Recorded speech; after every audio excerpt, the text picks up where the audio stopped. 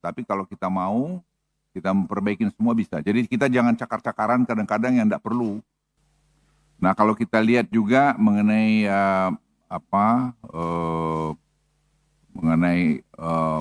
peningkatan efisiensi melalui digitalisasi, itu Simbara itu saya kira memberikan hal baru, source of revenue pemerintah, yaitu misalnya tadi batu bara, kelapa sawit, sekarang nikel juga, dan kemudian timah. Timah itu terus terang jujur agak terlambat kita memasukkannya ke dalam Simbara, tapi sekarang ongoing semua itu, dan dengan ada GovTech ini jalan dan sekarang kita tersempurnakan, itu saya kira akan membuat Indonesia akan lebih baik. Jadi korupsi pasti akan berkurang dengan banyak, dan kalau Bapak Ibu lihat dengan e-katalog, dengan belanja pemerintah 3.000 triliun, itu semua bertahap kita masukkan di e-katalog, sekarang tidak ada OTT lagi. Jadi kita juga, saya teman-teman di KPK atau mantan-mantan KPK itu jangan bangga kalau ada OTT. Itu berarti ekosistem kita nggak bagus.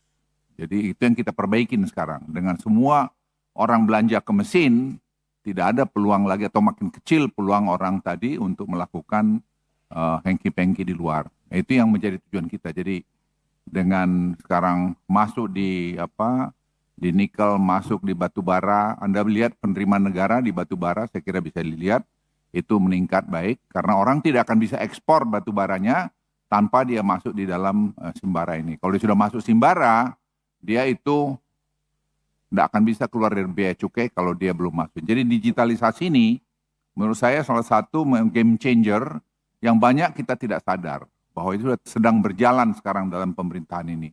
Apalagi kemarin Presiden sudah meluncurkan GovTech, itu kita menyatukan semua 27.000 lebih apps yang ada di pemerintahan, yang ada di kementerian dan lembaga. Nah itu saya berharap dalam beberapa waktu ke depan itu akan berjalan bertahap, dan kita akan punya nanti single ID, digital ID, dan sekarang dengan begitu nanti seperti misalnya subsidi pupuk sudah akan targeted langsung pada orangnya dan dia harus beli nanti kepada e-katalog. Itu segera akan jalan. Nah itu 30 triliun kita pasti hemat. Yang selama ini bertahun-tahun saya pikir selalu jadi masalah di sana, dan berapa menteri yang menjadi sasaran karena tadi kesalahan mengurus itu. Nah saya pikir ini perlu diapresiasi kerja keras dari tim. Di tempat saya ada ini saudara Odo, mana Odo ini? Odo, ini Odo yang tadi mengerjakan itu dengan Seto. Mana Seto? Seto. Itu mereka yang membuat ini semua dan dibantu 400 anak muda Indonesia yang membuat tadi GovTech ini. Itu dengan gaji yang kita bikin range antara 80 sampai 120 juta. Nah ini saya pikir penting kita ketahui bahwa ternyata kalau kita mau bisa, dan tidak gampang, tapi kalau kita mau, kita memperbaiki semua bisa. Jadi kita jangan cakar-cakaran kadang-kadang yang tidak perlu. Seperti saya lihat kadang-kadang kita senang kalau ada masalah, ya pasti ada masalah. Tidak mungkin semua lurus, kalau nanti lurus-lurus sorga aja kita. Kalau masih di bumi ini masih pasti ada masalah, tapi kita bisa menyelesaikan secara bertahap.